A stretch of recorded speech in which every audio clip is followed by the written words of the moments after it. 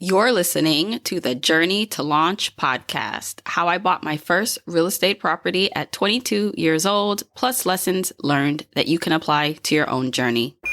T-minus 10 seconds. Welcome to the Journey to Launch podcast with your host, Jamila Souffrant. As a money expert who walks her talk, she helps brave journeyers like you get out of debt, save, invest, and build real wealth. Join her on the journey to launch to financial freedom in 5, 4, 3, 2, 1. Hey, journeyers. I have been meaning to do this episode for the longest time. I'm going to be talking about my personal real estate journey, my journey to buying my first property at 22 years old in DUMBO, Brooklyn. Now, this decision, this purchase, this investment has been the single biggest thing I've done on my own, the riskiest thing I've done, and the most financially rewarding thing I've done. And, I always kind of mention it, especially if you maybe looked me up or saw some of my story online, it's usually mentioned, she bought her first property at 22. And that is true, but I've never really gotten a chance other than actually, I wrote an article about this. I'll link it in the show notes.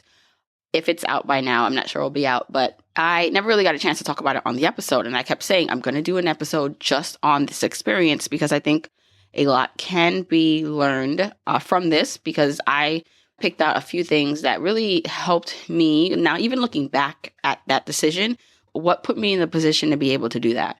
Right. So while you may have different tools and different starting point, and just your situation may not be the same as mine, this was years ago, that to pull some educational, inspirational, hopefully things you can see from this story and apply it to your own life. That is always my goal when I'm sharing my personal story, is to hopefully inspire you, but also to spark that little light in your head that says, how can this apply in my life? First, a word from today's sponsor. As we are in the beginning of a brand new year, it's the perfect time to get focused and committed to your financial goals. Not only is it great to reflect on your money wins and lessons learned from the previous year, but it's the perfect opportunity to set and commit to your financial goals for the year ahead. Take time to reevaluate your current financial tools, banking situation, and consider joining your local credit union if you're not already a member. For example, Digital Federal Credit Union, better known as DCU, is committed to providing their members with the financial products and services they need to help them achieve their financial goals. Not only does DCU offer free online education for the members on money topics, including saving, building credit, and budgeting, DCU also offers products that can help members establish or improve their credit. To learn more, check out dcu.org. And stick around to the end of the show for the DCU Money Tip of the Week, where I'll be sharing tips to help you save and manage your money so that you can reach your goals. Okay, journeyers, I have to remind you about two things that are happening in the next couple weeks that are very time sensitive depending on when you're listening to this episode. So one, I have a secret/private podcast that you can listen to. It's a series of 5 and 6 episodes that are really short, about 11 minutes long each, that help break down financial independence. So it's financial independence 101, and it gives you the building blocks you need to think about how you can craft your journey. So if you love listening to the podcast in this form, you like audio as learning, then you'll love this secret podcast. But you have to sign up right now, because I'm going to be removing the episodes altogether, from the public in just a few days. So go to journeytolaunch.com/secret podcast to get access to that private feed right now to get your financial independence 101 building blocks. And then make sure you join me. I am doing a free class to kick off the new year on January 14th at 8:30 p.m. Eastern Time to help you map out how you're going to get to where you currently are in debt, maybe mindset that you're thinking about wanting to reach freedom, but you don't know how you're going to get there, breaking it down from how you get to where you are right now to where you ultimately want to be. And so you don't want to miss that. It's free. You can sign up by going to journeytolaunch.com/free class to join me on January 14th at 8:30 p.m. Eastern Time. If you want the episode show notes for this episode, go to journeytolaunch.com, or you can click the description of wherever you're listening to this episode to get the full episode show notes. Now, if you are a new listener to the podcast or an OG journeyer, I've created a jumpstart guide to help you on your journey to financial freedom. It includes the top episodes to listen to, the stages to go through to reach financial freedom, resources to help you, and so much more. Get it for free by texting LAUNCH to 33777. Text LAUNCH to 33777 or go to journeytolaunch.com/jumpstart to get your guide for free right now. Okay, let's hop into the episode. Okay, so let's take it back. Let's take it all the way back of how this all came to be.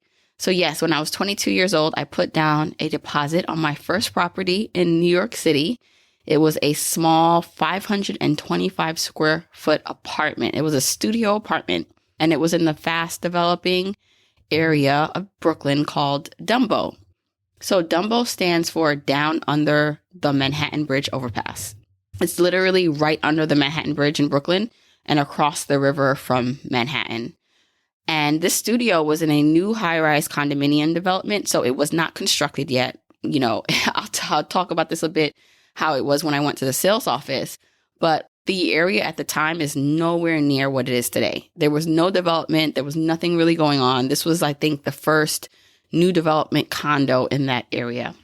But, you know, I didn't know at the moment, but buying that property was not only very dangerous, but really rewarding. So it worked out in my benefit. And I do have another real estate story. I don't know if I'll have time to share that, depending on how long this episode gets. I might have to do a part 2 of a totally different purchase that did not go the same way as this one did. And that one is also a very interesting case study. So, okay, let's take it back. How did this come to be? How did I, at 22, which is a pretty young age, get serious or want to buy something? So as a senior in college, I really became interested in real estate investing. I'd met a couple older folks in the community. So at that time, I was living in the Fort Greene area of Brooklyn, and I met a couple of what I like to call neighborhood millionaires. Very unassuming. They were usually older, and I remember just a couple of them where they had bought property back in the day in Fort Greene, in Bed-Stuy.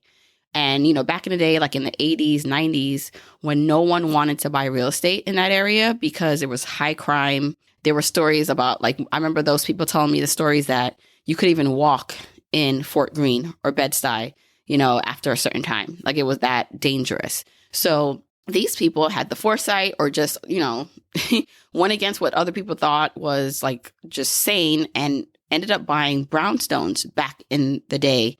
And when I came of age, so when I became, like, you know, in college, the neighborhood was booming. That was when there was a lot of gentrification. It was a safer neighborhood. And so those same properties saw an immense value increase. So I would see these, like, older people, they were usually older, and like get a little insight in their lives. And they did not look wealthy. They looked just, and, you know, wealthy, that's just who looks wealthy, right? Meaning they were not flashy individuals, but they did their own thing. They had their own businesses. One was a grandmother who was taking care of her grandchild. She had she had the flexibility in her life and in her money to be able to help out her daughter with her grandchild. That always stood out to me. So I was just so, like, intrigued by this, because here I am. I was in college at this point. So maybe like in my, you know, early 20s before I graduated. And I met these people, and they would say, oh, I own a brownstone here and a brownstone around the corner. And they, like, that's what they didn't really have, like, corporate jobs. They did their own thing. They collected rent, and they were literally sitting on millions of dollars of real estate. And I just was just so impressed by, I don't know, that it left such a big impression on me. And I am the kind of person where, you know, I typically can, like, if I see something that impresses me, especially if the person is relatable, even if they're not relatable, if there's just one thing about them that I'm just like, wow, that was interesting. I kind of try to see how I can apply that self to me. So that's kind of what I did. And I knew kind of at that point, like, I should buy something if I get in early enough. And so I grew up in different parts of Brooklyn. The longest that I did grow up was, like, in Fort Greene. So my grandmother also, by, like, whether luck or faith, she also became one of these investors, but not on purpose. My grandmother, I told this story before, she immigrated here. Actually, she is the one that took me on the plane. She always says I was her carry-on luggage. Like I sat in her lap from Jamaica here. She brought me up here because my mom was already here trying to establish herself. So my grandmother literally landed here with really nothing. And she worked she was a nanny for wealthy or, the upper class people in the city. I remember she was working for a family in Park Slope at one point. And so that was her job. And she was always ambitious, but her dream was to own real estate. So she also became one of these like unassuming, I would say now, just millionaires, because she ended up buying a 3-family house in Fort Greene. I was very young at the time, so I had no clue what was going on. But she ended up buying something because she wanted to have something of her own. So she ended up, because she saved, because she was a saver. I always talk about, the one thing about my family is I didn't know about investing, but saving was a big part of it. Like they were very resourceful. So she was able to get a 3-family house. And at the time she bought the 3-family house in Fort Greene, people also told her, like, what are you doing? Like, this is not that great of an area. Even though, like, oh my gosh, hindsight is 2020. It's like the best area if you wanted to buy something at that time for investment purposes. But she didn't know that. She just wanted a piece of the American dream. She wanted a place to call her own, and it happened to be a 3-family. So she moved in. She took the first floor, and then my mom and myself took the second floor and moved into the second floor. And then they rented out the 3rd floor. So I grew up in this neighborhood. I think I forgot how old I was. I was maybe 11 or 12, maybe a little younger when we moved there. And I kind of came of age in this neighborhood. So when I got just a little bit more aware of what I wanted to do with my life, and then I wanted to be, to make money and all these things, I saw that even my grandmother, who had no, it's not like she was strategically buying this property because she knew in 10, 15, 20 years it would be valued at so much.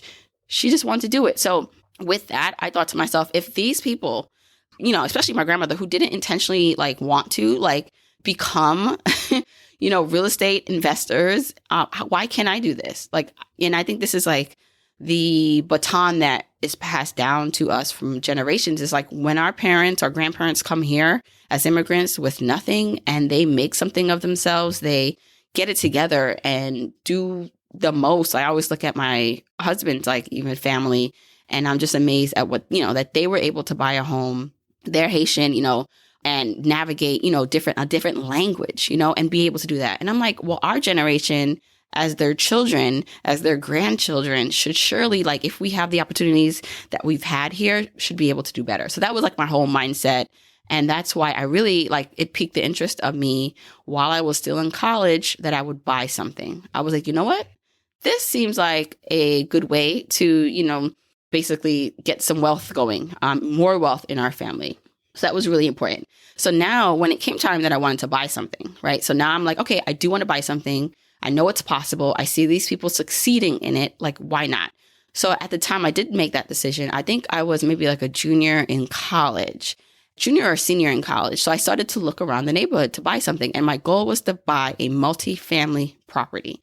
Because again, I saw all the examples I saw of people who made money is that they bought 3-family, 4-family, brownstones or houses, so that they can live in one and rent the others out, have the rent pay for the mortgage and some more. So that was my goal. I started looking, but at the time I started looking, it was the real estate. It was the bubble was bubbling, meaning the prices for property were at that time were crazy. And, looking back now, I wish the prices were what it were back then. But I guess I could remember going to Bed-Stuy, looking at a 2 or 3 family house, and it was $700,000 or $800,000, and it still needed work.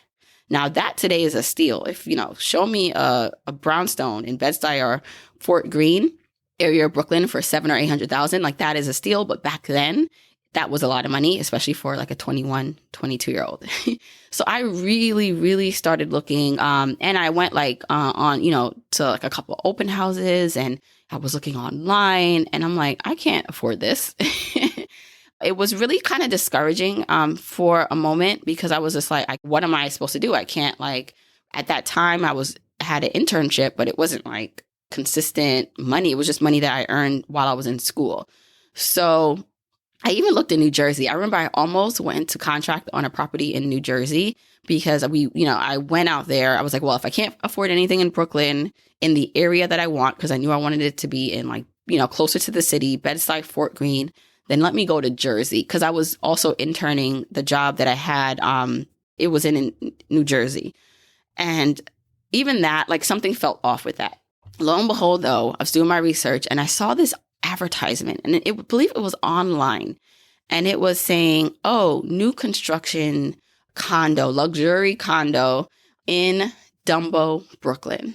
And the price range it said $300K and then up, studios to the penthouse. And the $300K caught my eye because, again, at that time, I was seeing things that were like $700,000-$800,000.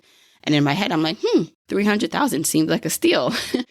So with that, I went to the sales office in DUMBO. Now, just to remind you, DUMBO stands for Down Under the Manhattan Bridge Overpass. That is literally maybe 10 minutes from Fort Greene, Brooklyn, where I grew up.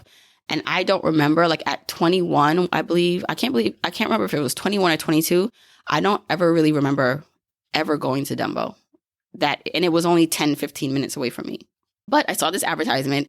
I took my mom with me, and I was like, let me check this out. It's a new construction. Let's see what this is all about.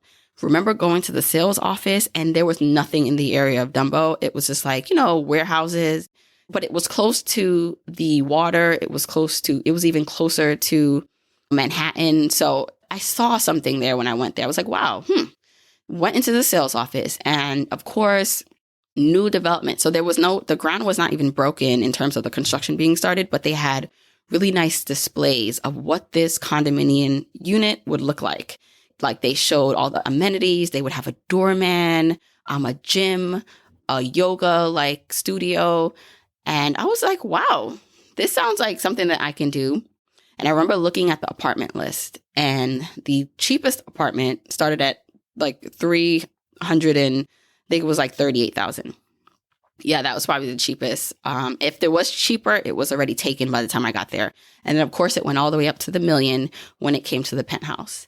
And I literally just looked at the cheapest one that was left. And I was like, okay, I think I'm going to go with that. So it was the cheapest and smallest unit that I could barely afford. Because remind you, I'm still in college at this point, about to graduate. But I'm just well, the $700,000, $800,000 multi-units are not going to work. So let me try this. This is a half the price, and it's in Brooklyn. And, the developers also sold the vision of DUMBO. They talked about all the new construction that was coming to DUMBO, all the amenities, the Brooklyn Bridge Park. There was no Brooklyn Bridge Park. So anyone who's familiar with Brooklyn will know kind of what I'm talking about. But right now, if you go to DUMBO, it's beautiful miles and miles of just waterway access. And, there's the ferries that go there, where people can commute to work to the city, and there's parks and restaurants. But back then it wasn't much of that. But they talked about how what DUMBO could be. And I bought into the dream. So I remember leaving there and saying to myself, so what you needed at the time to secure the apartment was 10%. So the apartment I bought was $338,000. That's the cheapest one. So I needed 10%. They said you needed 10% to save the apartment, meaning no one else could come in after you left the sales office and buy that apartment. So you need 10% to save it, and then 10% at closing plus closing costs. So the key here, and what really saved me and able to be able to do any of this, I mean, there's a list of things that I'll go through it, but was that because they did not start construction yet, it would take about 2 years for this building to be built. So I thought to myself, if I can just come up with the first 10%, I have 2 years to save the additional 10% and closing costs and be prepared financially to move into this unit. So remember leaving, and, my mom was with me. And if you listen to the episode with my mom, I'll link that in the show notes. I could not have asked for a better mother in life and supporter. because she knew I was always ambitious, and she never tried to, squash or turn off that light of mine inside. And so she encouraged me. She was such a pivotal role in being able to do this, because she was just like, okay, if you want to do this, sure. And so I put down a 10%. My mom did gift me a portion of that first 10%. And I'm going to go into a little bit more of that when I go through the list of things that allowed me to do this. But she helped with the first 10%. I already had money saved because I had been interning through Inroads at my corporate kind of internship. And at this point, this is also a key to remember, because I was interning at Inroads and I did that for 3 years at the same company. Before I left to go to my senior year in college, I got a full-time offer. So I knew full-time offer to work at that company once I graduated. So I knew that I had a job, and that job, the full-time offer, I remember it being $55,000 with like a sign-up bonus of like $5,000. Again, for a college student going into their senior year, to know that when they graduated, I had a job like that was amazing. So I thought to myself, well, finding that 10%, which we did find. So I had that money saved from my internship because they paid me, and I saved like majority of my internship money. So I had my internship money. I had my mom's, where she helped me put the first 10% down. So together we were able to get to that first 10%, but I knew I had 2 years to save up for the additional 10% and the closing costs. And that was all going to be me. Like, that was going to be me. Fast forward. And it was crazy because graduated from college. Now I'm in contract for this condominium unit. And the thing about it is, putting that 10% down was risky because you can't get it back if you decide that you're not closing. But I just knew, there's something in me that knew that this was like the right thing to do, because I just saw so much promise in the area. And my worst case scenario was like, you know what? If I can't close on this because I can't afford it, I can't get the additional 10%, the additional, $33,000 plus the closing cost in 2 years, then maybe I'll be able to sell the contract, the purchase contract, right? Like, at least I'll be able to sell it for what I went into the contract for, with it for, because I didn't think that the failure would be on the building itself or the area, meaning I felt it was a solid investment in building and a solid area. So if it wasn't going to work, it was going to be because of me, because I couldn't come up with the money. So I waited 2 years for this condominium to be built. And I used to pass this every day going to work. So I would commute from Brooklyn to New Jersey, and I'd have to go over the Manhattan Bridge every day. And I remember for those 2 years, I would pass it and, you'd see nothing. But as you're going over the bridge and you start seeing the development go up, one floor by one floor, patience is like an understatement in having to watch this building go up. But I also knew that I wasn't prepared. If the building was ready the next day, I couldn't have afforded to move in. So it was almost just like the many stars that needed to align. That was one big one. The fact that I had to wait, even though I didn't, it was like crazy to wait 2 years. It was necessary. I wouldn't have been able to move into the apartment if I didn't have those 2 years. So I was also able to, at that point, stay at home with my mom. So when I graduated from college, I was able to move back home with my mom and save money that way. So every single penny. So when I started to work, remember I had this full-time offer. I started to work full-time. So it really, the timing was right also, because after that 10% was put down, I started to work full-time, and all my money, most of it, went to savings, because I even did the math. Okay, I'm making this much money now. What would be my potential mortgage payment once I move in? Oh, it's going to be this. And I kid you not, when I did the math, my mortgage payment was like the same as what my monthly check would be. And I was like, okay, so not only do I need to save the 10% and closing costs, I need to save living expenses. So again, taking a huge risk, because literally like graduating, even when I graduated, like the money that I was making was good money, but it didn't give me much room to also like pay for other things other than the mortgage. It's okay. Let's fast forward.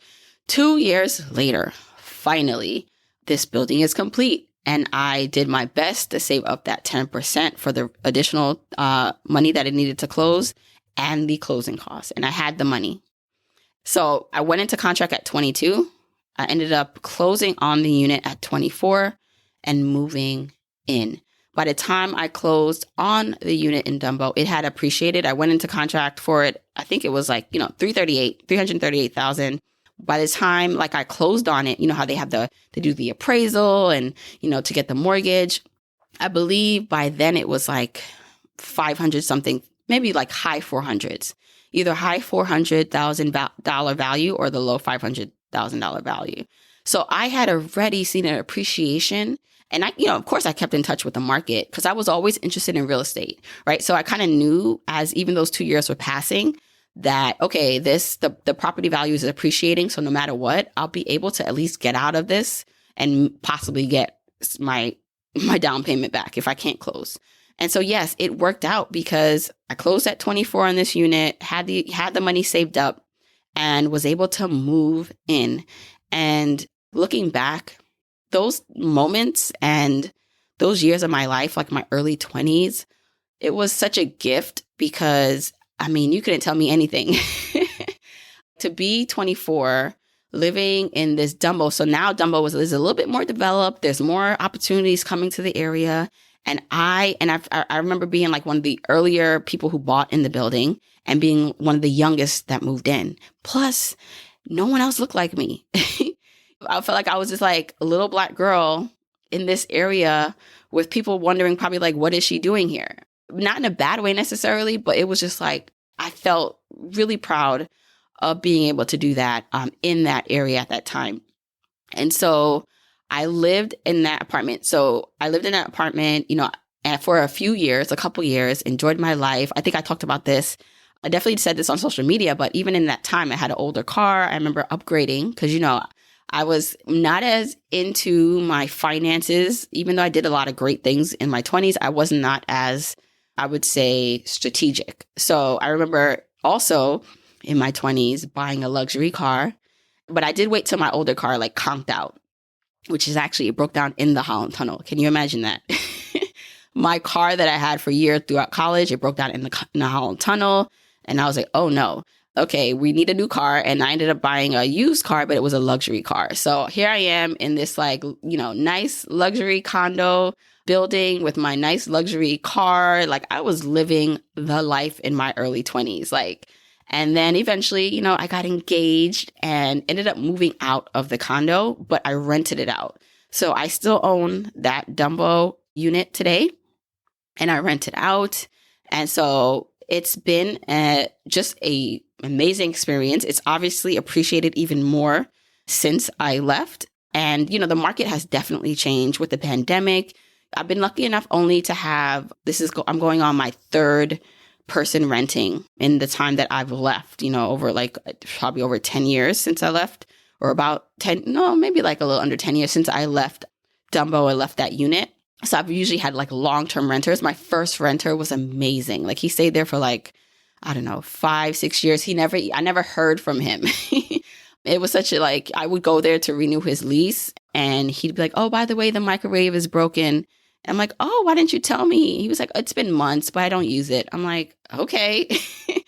I still own it to this day. I have no plans on selling it. It's like emotionally, it's more than just a unit of property. I know financially I couldn't, stand to gain a lot of money if I were to sell it.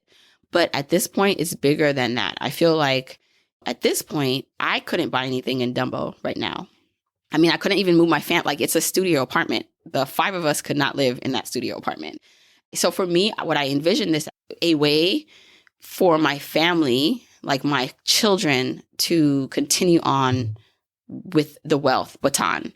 And if I teach them right, and, they'll be able to hold this or use this as leverage to also continue to build wealth. Just like I used my grandmother's inspiration to help me figure out that I wanted to, do something like this. And so, I've even had offers from the next door unit owner to buy my property without an agent. So would have saved money there to buy my property so that they can knock the walls out and create a bigger apartment.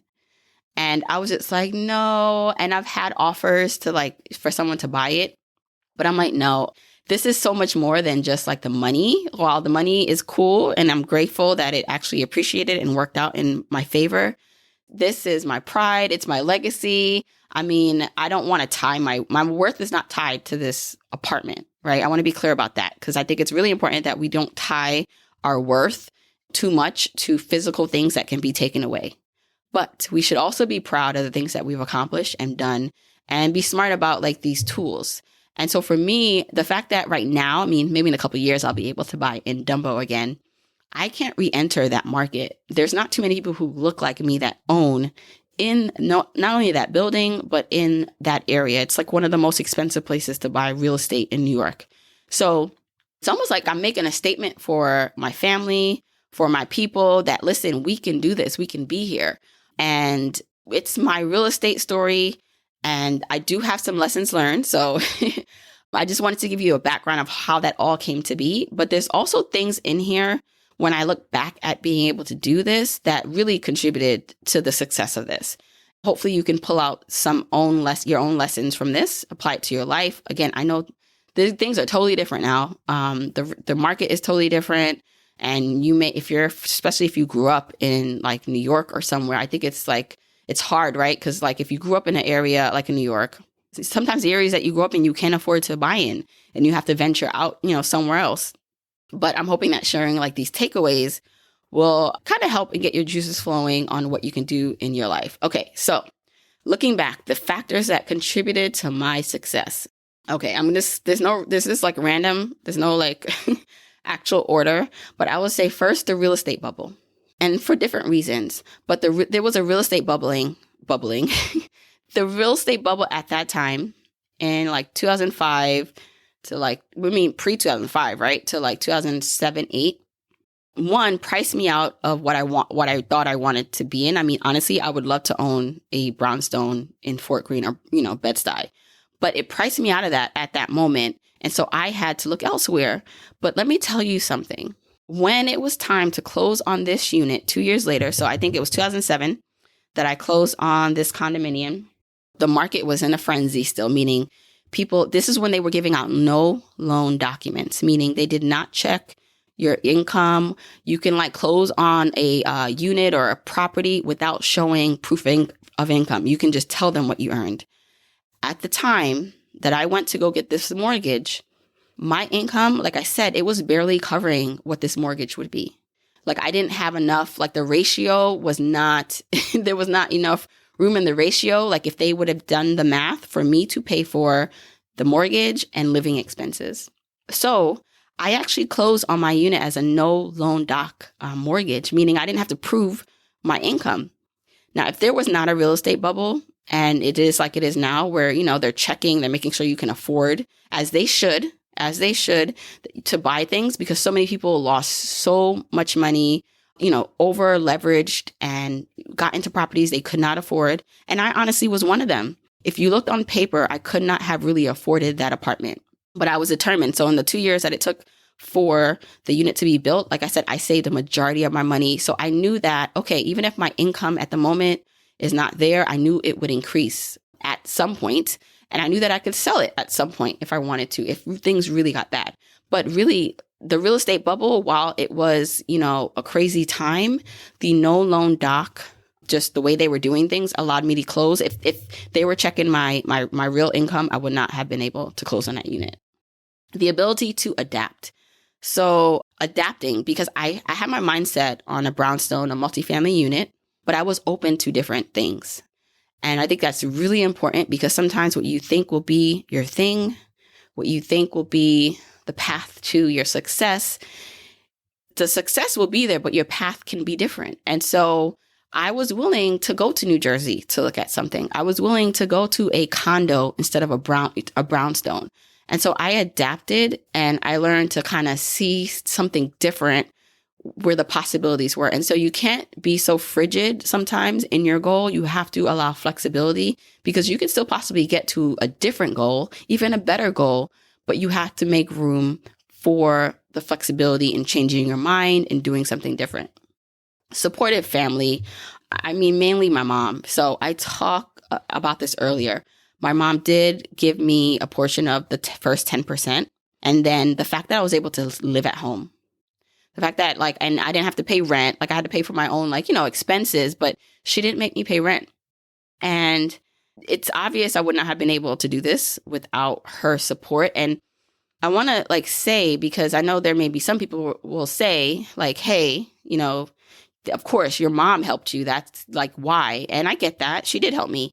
But my mom also came to this country with nothing. When I tell you she had me as a single mom at 20 years old, immigrated here from Jamaica, worked minimum wage jobs, for her to put herself in a position to be able to help her 20-something-year-old daughter buy something like this that ultimately benefits us as a whole as a family, but like she's like almost sacrificed her own money and position to give me a boost means everything, because what that shows me is that maybe right now you don't have that support. You know, you don't have a mom, because you don't have a mom that can do that for you, or family members that you can live with and save money. I get it.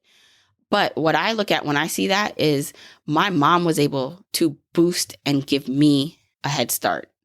And so even if you don't have that right now, you can do that for someone else. You can do that for your children.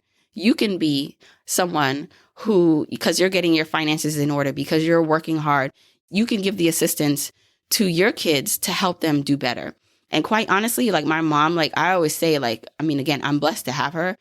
But she worked her way up to now where she is financially secure. So while she started without much, now she's at a place where luckily I don't have to worry about having to take care of her when she retires. Because as she got her education, she started to make more money. She started to, invest in her 403B. And, so she's doing okay. So having her as a support system obviously was a huge benefit. And I couldn't have done it without her. But I look at it as, even if you don't have that in your life right now, to look at it is, but you can still be successful. Maybe it won't be as fast or at the rate or as young as I was able to maybe buy something. But even looking at my mom, like she is also right now financially secure. Something that 30 years ago when 30 years ago when she first came here was not the case. Okay. A saver's mindset. So when I started saving most of my money at my internship, I didn't know why I was saving it. I just felt like there was going to be something that I needed to save it for. And saving was, again, something really important in our family. Even if, like they always say, even if it's $1, save 1 cent of that. And that was passed down to me, and it's something that I kept. So even no matter what jobs I got, so I had my internship through Inroads, but I also worked on campus. I had my first job at 14. And so I just always remember saving something. And that is my charge to everyone here. While you may have debt payments and things going on, even if it's $1, I don't care how much it is. I want you to allocate something that you are saving, because the amount will change as your position and station in life changes, as you earn more money, as, maybe you get a windfall of, a tax return or just something else that occurs. If you are already allocating and knowing, like flexing that savings muscle, you can then be prepared to save more when you are able to save more. And so having that money and saving it, even before I knew what it was for, was crucial. The next thing, representation matters so much. Seeing other people doing something matters, because sometimes there are things that you don't even know are possible because you don't see someone doing it. You see someone doing it, and it's not just seeing someone doing it, but seeing them doing it and saying, why not me? Why not you? And this goes for anything that you're thinking about doing in life. A podcast, like you see me having a podcast and you have an idea for something. Why not you? Why can't you start a podcast? Why can't your podcast be successful? You see someone, in a career that seems exciting and you're like, wow, that person must be lucky. Why can't you create your own luck to do that? In terms of what did they do to get there? Is there a way that you can take a similar path or change paths to do it? I just always feel that representation is key. If I did not see those in-person neighborhood millionaires, like if maybe, I had no clue they existed, if they never opened up and told me that they owned property and were landlords, if I didn't have my own grandmother as a mirror of what I could be one day, I don't know that I would have had the guts to go in and buy a property at 22. But it was because I saw these people doing it. And they were normal people. They were not maybe they were worth millions of dollars, but they were regular, everyday people from similar backgrounds, or even more maybe disadvantaged backgrounds. And I was like, okay, I can do this too. So seeing and seeking out the representation. Maybe it's not immediate for you, but seek it out. There are people who you can relate to, or it may be parts of the story. Maybe everything's not relatable, that if you can just see yourself in what they're doing and then apply that you can do it too, you'll get somewhere. Okay. Belief in self is going to be key here. It's one thing to see someone doing something, but then it's another thing to say, hey, I can do it too. And I believe I do have a strong belief in my abilities. That's not to say I don't have big insecurities. I actually really do. But I'm able to really tell those insecurities to shut up most of the time and go after and lean into my ability. And I think that's for everyone, every journeyer listening right now, that I know that there's a little voice in your head sometimes telling you can't do something, telling you if it was that easy, more people would have done it. I know those voices still come up in my head, but you must find a way to push past that. You must find a way to see where you are now and see how your abilities have helped you to where you are now. And that is not by accident. You are worthy. You can do it too. Maybe not in the same way, because we don't have the same tools. We don't have the same starting point, but you can. And so you have to develop that belief in self. You have to surround yourself with people. And I don't want to put it on people to pour into you, but it doesn't hurt to have people who also believe in you. And again, my mom was a big part of that. If I had a mom that was very critical and maybe not as helpful, maybe my mindset would be a little bit different. But I know for some people that is the case. You don't have supportive people or family around you, but seeking out supportive spaces where they can reinforce your belief is going to be important. But bigger than that, because sometimes you won't even get that, you have to have that belief in yourself. And then I would say the risk versus reward, being able to identify that. And this can go for anything that you're thinking about doing, whether it is investing in a course or quitting your job, starting a business. For me, to buy this property, there was a big risk, right? I could have lost that 10% that I put down if I was not able to close. And, I don't think I'll have time for this second part. I'll probably have to do a part 2 of my other real estate story where I actually almost did lose. My husband and I did something similar. We went in and we bought a condo, put 10% down, and literally almost lost that 10%. So that will have to be another story. But I looked at the risk of losing that 10% versus the reward of what was possible if it worked. It is one thing to do something and be like, oh my gosh, that was such a mistake. But most times the mistakes do not lead to death. Most times. 99% of the time you won't die from your mistake. You may lose some money. You may have your ego bruised. You may lose some time, but you won't die. And for me, I thought the reward of having my own place to close on a condo unit in this area that is developing, that could be worth a lot of money one day, it's worth it. And so think about, for you, whether it is buying that course, buying that investment property, only you can tell yourself what your risk tolerance is, right? There are some people who at that age or with those circumstances would have not done what I did. I'm pretty sure if I went back and were to maybe I was calling into like a Susie Orman or Dave Ramsey and told them about my situation and I wanted to buy this condo, they'd be like, hell no, you can't afford it, right? That's why you have to have your own internal guidance system to guide you on these things. Because, the price point matters, right? So if you're spending like $500 or $1,000 on a course or something, depending on your situation, for me, I knew that the outcome would be way better than the risk if I lost this. And so if you think about if I spend $500 on this course or on this thing, if I don't do the work, which, hopefully once you put that money and skin in the game, you're going to do the work. But think about it. If I don't do it, will I still be in the same situation? And for me, I didn't want 2, 3, 4 years to pass and me not to own property. Same thing with quitting my job. I knew that timing was of the essence, and I would regret more not trying out Journey to Launch full time than staying in my quote unquote safe job. Because again, if I'm not going to die, if I'm not going to lose every single penny I have, then the risk for me was worth it. So this is why I think I'm able to take a bit of risk. And I want you to think about your risk and rewards. And if the reward outweighs the risk that you're going to take, then to consider for you what that means to take these risks.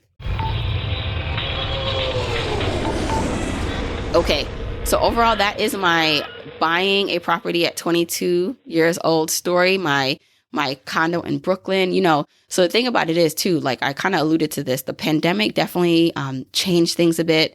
I had a tenant in there, but he couldn't renew because of the pandemic. He was someone who he only lived there a couple times a month because he traveled a lot for work, but he was older.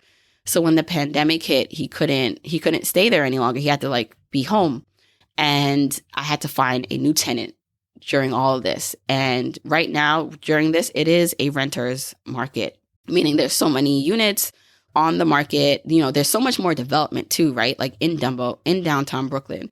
And so I actually did have a little bit of trouble finding someone, but I found a new tenant, and it just goes to show you while yes, this is a great investment, it is a way that my family has built even more wealth. It's been my biggest proponent of wealth, or my biggest part of my portfolio in terms of wealth right now. But, that's not to say it doesn't come with, responsibility. It's not to say just being a landlord is 100% easy in terms of, there's always a condominium increase.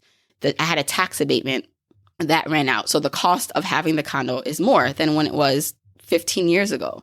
But to me, the good outweighs any of the bad or things that are happening. And I'm just so grateful, so happy to be able to be put in the position to take this opportunity when I saw it. And part of it, yes, it's preparation, and part of it is luck. And I know that you are on your own journey and you're figuring out maybe what you should do and what you should invest in. I know I got a lot of people who listen who are interested in real estate investing, but I just want to tell you that your path is going to be all your own. Hopefully you got some inspiration and some tips from this, but I'm really glad to be able to share the story with you. I will come back, I don't know when, but for a part 2 about the other real estate purchase that did not go as well as this one. Okay, journeyers, don't forget, I have some time-sensitive things that if you want to take advantage of, you got to do it right now. Do not delay. 1, I have a secret podcast series called Financial Independence 101, where you can listen to episodes around the building blocks of financial independence. So these are short episodes to help you and guide you to start your journey. It even comes with a free workbook. You can get access to that series at journeytolaunch.com/secret podcast. And then do not forget to join me on January 14th at 8:30 p.m. Eastern time for a free class where I'm going to bring together the building blocks, the next steps you need to take, and all the things so that you can crush your goals in 2021 and beyond. Go to journeytolaunch.com/free class to save your seat. I'll see you there. Now it's time for DCU's Money Tip of the Week. This is where I share a helpful money tip to help you manage your money and reach your goals.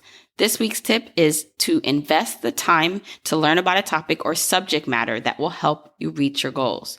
Take the time to learn about a specific topic that will help you reach your goals for this year. Take advantage of any resources that you may have available to you. So for example, credit unions like DCU offer free online education for their members on money topics like saving, building credit, budgeting, and so much more. Continuing to listen to podcasts like this will also help you, but really take the time to invest to get the knowledge that you need to reach your goals in this year.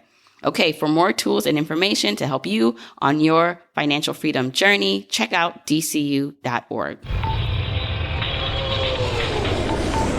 If you want to check out the episode show notes, that's where you can get links to anything that's mentioned and even get a transcribed version of this episode that you can read. Go to journeytolaunch.com or click the description of wherever you're listening to this episode. Now, you can also still grab your free Journeyer Jumpstart Guide by texting LAUNCH to 33777 or go to journeytolaunch.com/jumpstart. If you want to support me and the podcast and love the free content and information that you get here are 4 ways that you can support me and the show. 1, make sure you're subscribed to the podcast wherever you listen, whether that's Apple Podcasts, that purple app on your phone, your Android device, YouTube, Spotify, wherever it is that you happen to listen. Just subscribe so you are not missing an episode. And if you're happening to listen to this in Apple Podcasts, rate, review, and subscribe there. I appreciate and read every single review. Number 2, follow me on my social media accounts. I'm at Journey to Launch on Facebook, Instagram, and Twitter, and I love interacting with journeyers there. 3, support and check out the sponsors of this show if you hear something that interests you. Sponsors are the main ways we keep the podcast lights on here, so show them some love for supporting your girl. 4, and last but not least, share this episode, this podcast with a friend or family member or coworker so that we can spread the message of Journey to Launch. All right, that's it. Until next week, keep on journeying, journeyers.